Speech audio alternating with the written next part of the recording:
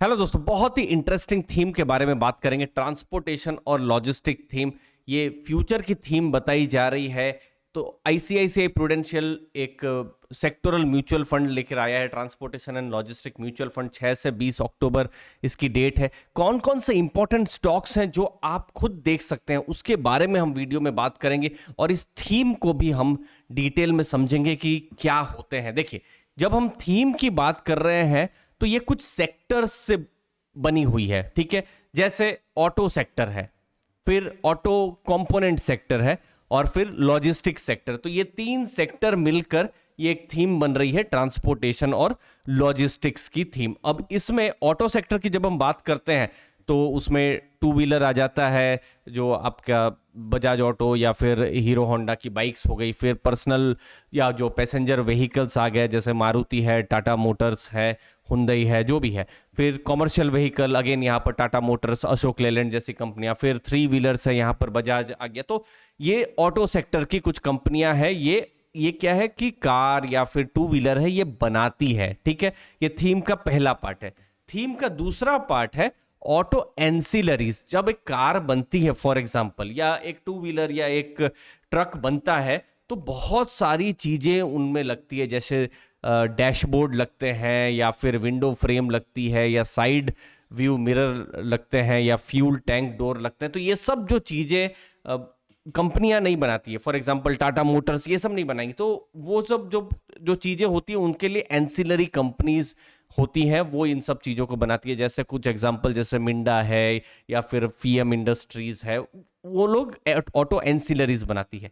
अब इस थीम का जो तीसरा पार्ट है वो है लॉजिस्टिक्स। और लॉजिस्टिक्स पिछले कुछ सालों में बहुत फेमस हुआ है।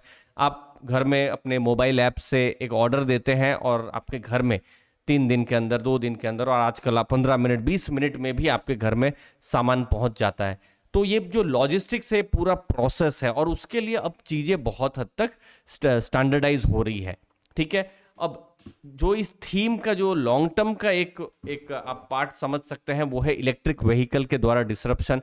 अभी भी आप देखेंगे ग्लोबल इलेक्ट्रिक व्हीकल पेनिट्रेशन, अगर आप यूरोप का, चाइना का देखेंगे, बहुत ज्यादा है नहीं, लेकिन वहां भी बढ़ रहा है। इंडिया में तो बहुत कम है, मतलब 100 में लगभग 4 गाड़ियां हैं। बट इंडिया में बहुत ज़्यादा इलेक्ट्रिक व्हीकल्स बिक रही है, और एक लॉन्ग टर्म की थीम यहाँ पर है। कुछ कंपनियां यहाँ पर काम कर रही है, टू व्हीलर्स में है, फिर फोर व्हीलर्स में यहाँ पर काम कर रही है।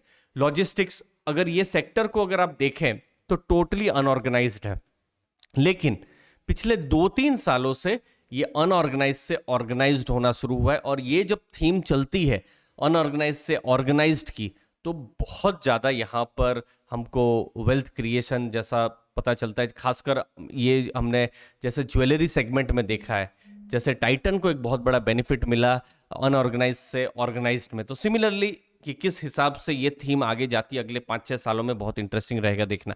तो स्कीम इन सब चीज़ों पर इन्वेस्ट करती है। तो लॉन्ग टर्म का इन्वेस्टमेंट का उनका थॉट प्रोसेस है, 5 साल कम से कम इन्वेस्टर को इन्वेस्टेड रहना चाहिए, क्योंकि सिर्फ ये 2-3 सेक्टर को ही यहाँ पर फोकस किया जा रहा है। टॉप डाउन और बॉटम अप दोनों अप्रोच रहेगा। लॉजिस्टिक्स और ट्रांसपोर्टेशन रिलेटेड ही यहाँ पर स्टॉक्स रहने वाले हैं। अब कौन कौन से स्टॉक्स हैं और कैसा परफॉर्मेंस रहा है ट्रांसपोर्टेशन एंड लॉजिस्टिक्स। तो ऑलरेडी अगर आपको इन्वेस्ट करना है तो निफ्टी का एक सेपरेट इंडेक्स है, वो इनफैक्ट बेंचमार्क इंडेक्स है।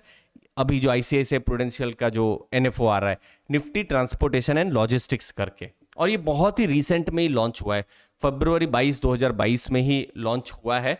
बट ओवरऑल जो पास्ट डेटा के हिसाब से अगर आप परफॉर्मेंस देखें, जब वो लॉन्च नहीं भी हुआ था तो भी जो निफ्टी ने जो कैलकुलेशन की है, तो सबसे इंटरेस्टिंग बात है 5 साल में इनका रिटर्न बहुत कम है, ठीक है। रिटर्न बहुत कम है। स्टैंडर्ड डेविएशन अगर आप देखेंगे 5 ईयर्स का, तो 23 है, जो कि मुझे लगता है थोड़ा ज़्यादा यहाँ पर है।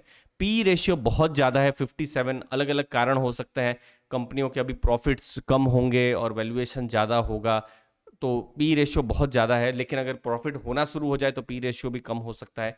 प्राइस टू बुक 5 से ऊपर है, और डिविडेंड के लिए ये जो इंडेक्स है नहीं जाना जा रहा है, तो इसलिए आपको शायद बहुत इंटरेस्टिंग नहीं लग रहा होगा। लेकिन यही बात होती है कि अभी यही जो इंडेक्स है, ऑटो सेक्टर है, लॉजिस्टिक्स, इसको कोई नहीं पूछ रहा है, लेकिन फ्यूचर में ये अच्छा कर सकती है। एक तरीके से आप कॉन्ट्रा की तरह आप इसको सोच सकते हैं। अब क्या क्या स्टॉक्स हैं, जरूरी नहीं है कि जो ICICI प्रूडेंशियल वही स्टॉक्स को रखेगा, बट ये आपके आइडिया के लिए है कि ट्रांसपोर्टेशन लॉजिस्टिक्स में क्या क्या इंपॉर्टेंट स्टॉक्स, ये निफ्टी जिस पर बेट ले रहे हैं, जैसे महिंद्रा एंड महिंद्रा 14% से ऊपर बेट लिया जा रहा है। फिर मारुति सुजुकी है, टाटा मोटर्स है। ये तीनों नाम तो हमको पता चल गए कि ये मतलब कार से जुड़े हुए हैं, कार, ट्रैक्टर्स, कमर्शियल व्हीकल। फिर अदानी पोर्ट्स है, ये लॉजिस्टिक्स का नाम है। फिर आइशर और बजाज ऑटो, फिर हीरो मोटो, ये तीनों नाम अगेन टू व्हीलर्स में ये आ रहे हैं। फिर ट्यूब आ गया, ट्यूब एंसिलरीज में आ रहा है।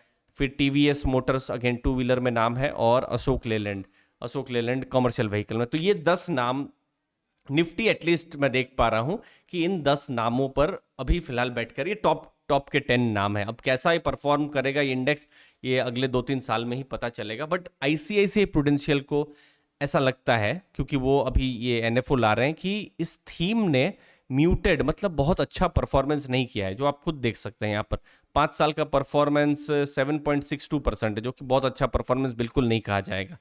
लेकिन अब एक्सपेक्ट कर रहे हैं वो कि ये ऑटो सेक्टर, ऑटो एंसिलरीज और लॉजिस्टिक्स हैं, जो फ्लैट परफॉर्मेंस रहा है, अब अच्छा करना शुरू कर सकते हैं। रिकवरी उनकी हो सकती है, और 2022 में हमने देखा भी है रिकवरी यहाँ पर हुई है। तो इसीलिए उन्होंने यही कहा है कि यहाँ पर फ्यूचर में ग्रोथ होने की संभावना बहुत ज़्यादा है ट्रांसपोर्टेशन में। और जब हम लॉजिस्टिक्स की बात कर रहे हैं, तो ये सब कुछ इंपॉर्टेंट पॉइंट्स उन्होंने कहे हैं। तो ओवरऑल एज एन इन्वेस्टर क्या करना चाहिए, एक थीमेटिक फंड है। अब थीमेटिक फंड में क्या है कि सिर्फ 2 और 3 सेक्टर को ही लिया जाता है, ठीक है। सिमिलरली थीमेटिक फंड जैसे IT सेक्टर के होते हैं। अब देखिए 2021 में IT सेक्टर बहुत अच्छा चला, बट 2022 में नहीं चला। तो ये यहाँ पर वोलेटिलिटी बहुत ज़्यादा रहती है, जो हमने देखा ना, स्टैंडर्ड डेविएशन 23 जो बहुत ज़्यादा है, निफ्टी का उतना नहीं होगा। तो इसीलिए ये सिर्फ एक कॉन्सेंट्रेटेड बेट, अगर लेट्स से मैं फॉर एग्जांपल इन्वेस्टर हूँ, तो थीमेटिक से मैं तो दूर रहता हूँ पर्सनली, अगर मैं कहूँ, क्योंकि रिस्क बहुत ज़्यादा यहाँ पर रहता है। बट अगर आप ऑटो सेक्टर, लॉजिस्टिक्स सेक्टर को अगर आप समझना चाहते हैं, तो और एक्सप्लोर कर सकते हैं ICICI प्रूडेंशियल का जो NFO है। अगेन यहाँ पर फंड मैनेजर क्या स्टॉक्स ले रहे हैं, ये तो अगले महीने से ही पता चलेगा। अगर नई डिटेल्स आती रहेगी, हम भी आपको बताते रहेंगे। मुझे उम्मीद है आपको वैल्यू मिली होगी। आपके समय के लिए दोस्तों बहुत बहुत धन्यवाद। थैंक